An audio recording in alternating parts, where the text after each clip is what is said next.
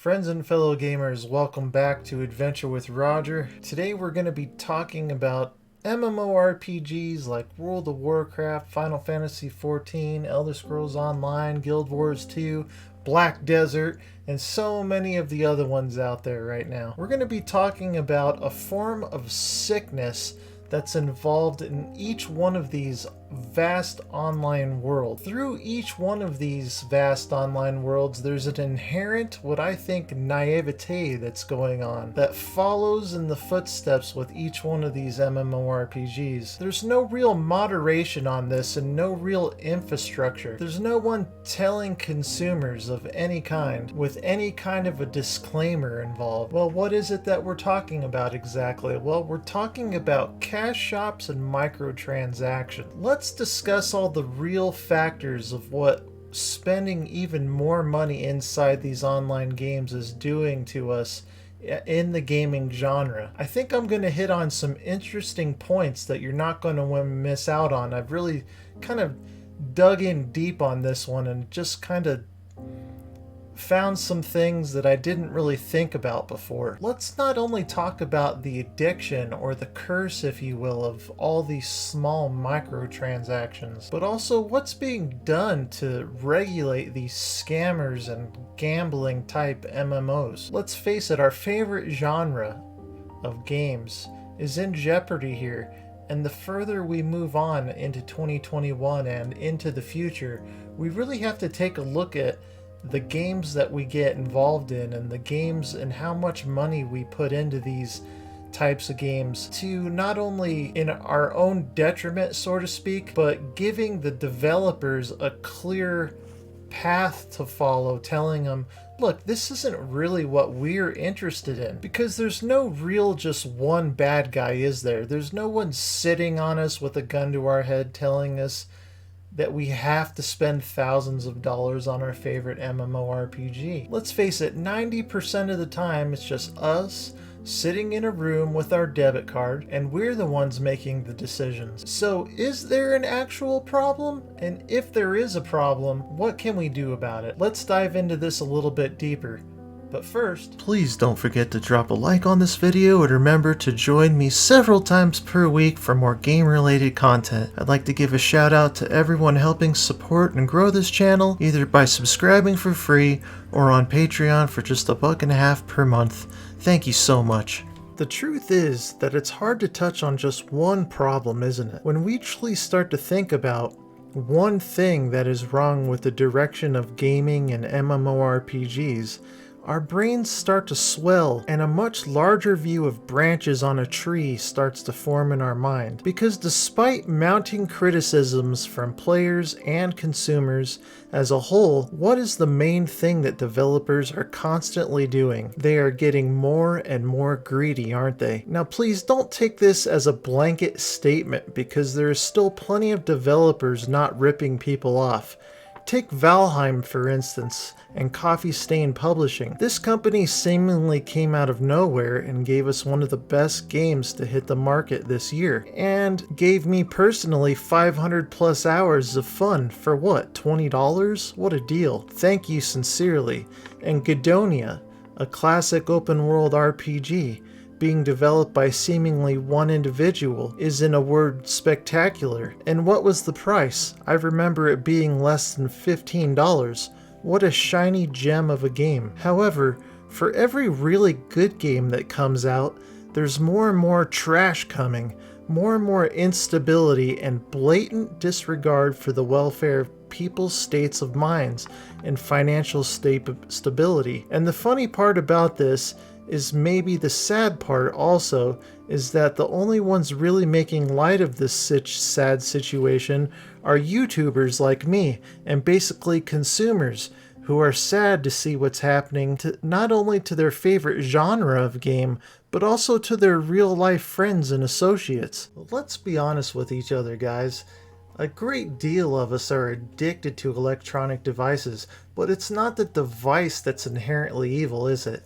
Someone is programming loot boxes and cash shop tokens and level up tokens and experience boosts and RNG enhancement systems for your weapons and armor, and taking the players to another instant gratification that in the end spells out the same scenario, doesn't it? And what is that scenario? It's that players didn't have to really take the time to acquire something, so they don't really care about the investment like they should. And in turn, they lose patience and similarly look at other games in the same way. Let's look at scenario 1. You have Paul. Now, Paul is 17 years old and is playing an MMORPG for the first time. Paul doesn't know about the rich history of MMOs before character boosts and vaporware of projects calling themselves MMOs. Maybe Paul gets on Kickstarter and finds a scam game and gives them $20 and is taken in by the promise of a game that can deliver everything you could possibly imagine in an MMO, as so many of the scams out there today claim nowadays. And scenario number 2, we have Richard. Now, Richard is Paul's brother, and he heard about World of Warcraft from the kids at school, and he logs in and says, man, this is a real grind, and decides, I think I'm going to character boost to level 50, and skips 15 years of content, which we all know is WoW's current selling point, and sure enough, he hates Battlegrounds because he has no idea how to play his class, has no idea about add-ons and the things that it takes to play World of Warcraft, and gets into a raid and dies 58 times before he realizes, I don't have a guild, I don't have any friends, I don't know about any of the lore of this game because I skipped it all, and decides this game is stupid and quits in a month. Then we have scenario 3. Isaac. Isaac's older brother plays EverQuest, and Isaac wants to try an MMO for the first time on his own because he watches his brother play for years without even telling you what game Isaac chooses to play. Who do you think is going to have the best time in an MMORPG? Is it scenario 1? Scenario 2 or 3? Of course it's going to be scenario 3. Isaac knows about the time investment already because of his brother. Isaac knows to look out for cash shot boosts and scam games because his brother will help guide him on a positive, moderated version of what gaming actually should be. Now, what if we throw a monkey wrench into scenario 3, and instead of EverQuest, the real OG of MMORPGs, instead, Isaac's older brother grew up playing Genshin Impact. Now, how well do you think Isaac's first MMO experience is really going to be? Instead of an open world sandbox with player interaction and guilds and fascinating story, Isaac is now isolated in a bubble of gacha, RNG loot mechanics, and cash shop frequency set to a maximum level 10. He's sitting on the couch ignoring everybody, spending entire paychecks on virtual nothingness. Or maybe any one of the scenarios is unlucky enough to hear about the very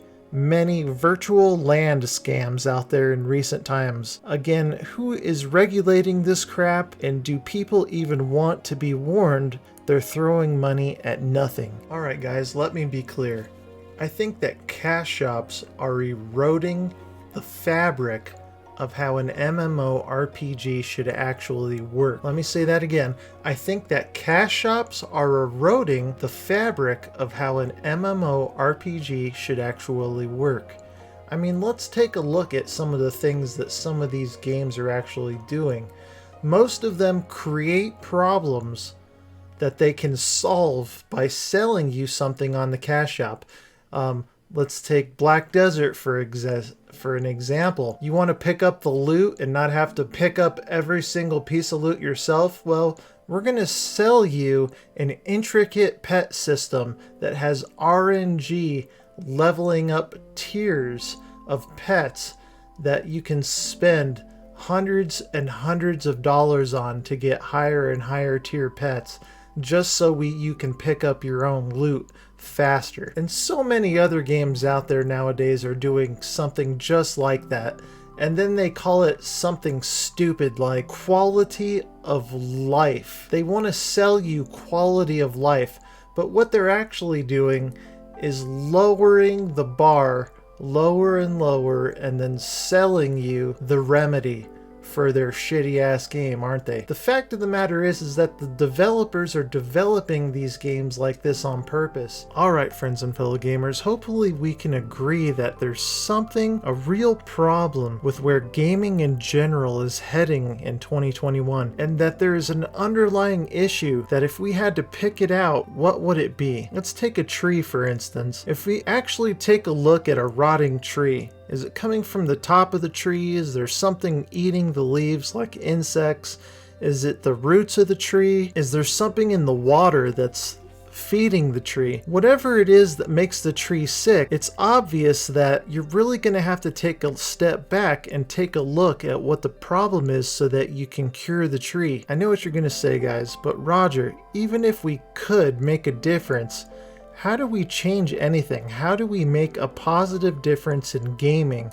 How do all of us who care about the gaming genre, gaming MMORPGs, or any gaming genre for that matter, make a call to arms? Because right now, as I talk to you, there are thousands of gaming developers out there right now whose only job is to come up with a better gacha system for new games, or how to subtly divert you every hour or so to think about the cash shop and how it will benefit you in some way. Now, some of you out there are telling yourselves, but aren't most MMORPGs out there right now free to play? So if you don't want to, don't you just avoid the cash shops? Well, I'm sorry to tell you this, and I hate to break it to you, but in gaming monetization development, if you are not paying for the product, then you are the product. Let me leave you with this one final thought, gamers. You're going to develop an MMORPG and you personally have $20 million